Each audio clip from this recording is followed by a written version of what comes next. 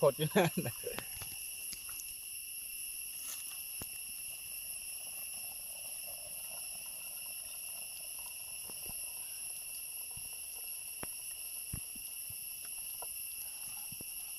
เสียงวุ้น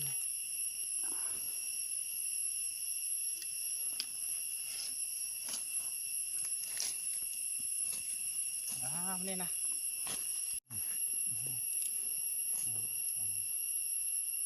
เก่ามากแล้ว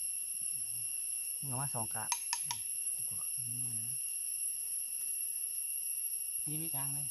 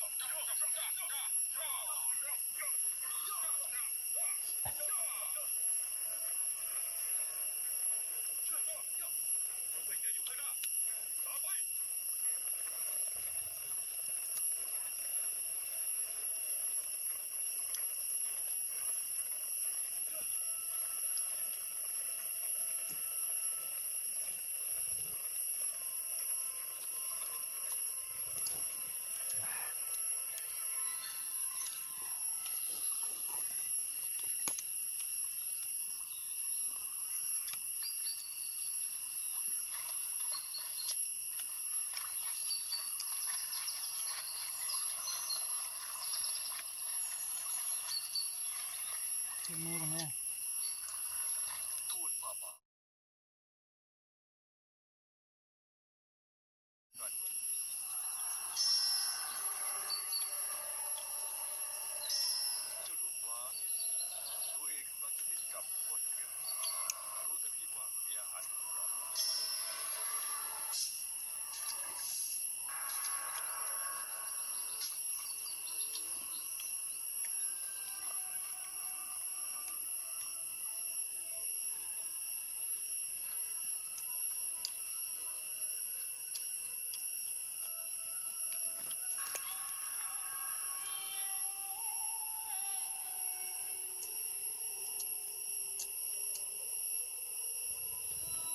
ขึ้นมามึง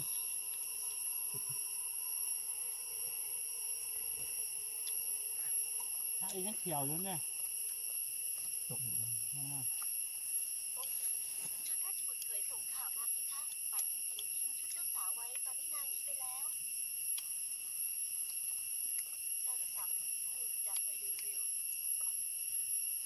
นจะเลี้ยวลกมันมอง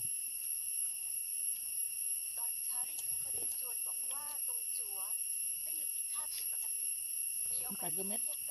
นี่มีหวยขึ้นนะหวยต้องโดนบ่หวยกระตักนี้พอทายมะฮงสักคนทายมะฮงก่อนแล้วทายมะฮงอ่ะปืนไปตายเพิ่งเนาะ